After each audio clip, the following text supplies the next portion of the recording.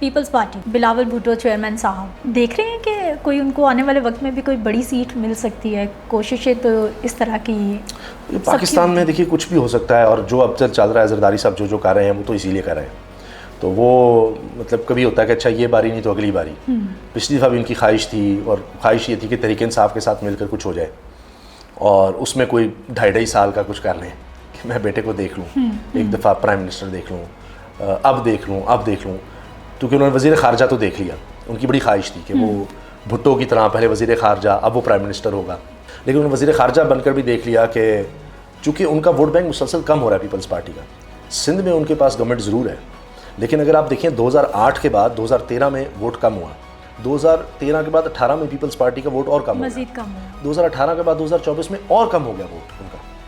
تو ووٹ پر تو مجھے نہیں نظر آ رہا. جی بالکل وہ کہتے ہیں یہ ایک زرداری سب پہ بھاری. تو اس کا ایک پہلو یہ بھی ہے کہ اس لحاظ سے مطلب گیو اینڈ ٹیک، جس طرح یہ آئینی ترمیم آ رہی تھی تو وہ کر کے، لیکن اگر آپ پبلک اوپینین کی بات کریں تو وہ تو اس لحاظ سے تو بھاری نہیں ہے. تو اگر پبلک کے ساتھ انہوں نے آنا ہے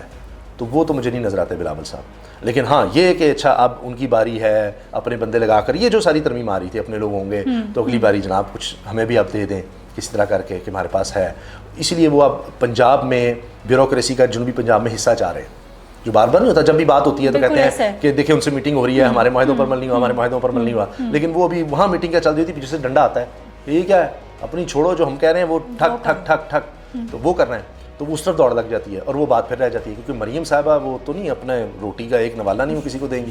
تو وہ نہیں دینا چاہ رہی بلاول یا کسی کو. تو وہ سمجھتے ہیں کہ ہم نے جس طرح سندھ میں کام کیا ہوا ہے اسی طرح ہم جنوبی پنجاب میں کر کے تو بیوروکریٹس اپنے، پولیس والے اپنے، ہاں جی الیکشن کمیشن کے بندے اپنے، سارے ہم جب کریں گے تو ان کو لگتا ہے ابھی بھی تو یہ ہوا ہے نا، تو اٹس ڈویبل. تو ووٹ مطلب وہ کوئی مسئلہ نہیں ہے، مطلب 8 ہے تو اس کو 218 کر لیں گے، 21 اوپر لکھ لیں گے، کوئی اتنا ایشو نہیں ہے، کر لیں گے. تو اس طرح سے میرا خیال ہے ان کی سوچ ہے کہ بلاول صاحب گورنمنٹ چلے گی 5 سال مکمل کرتے نظر آ رہی ہے، مشکل ہے.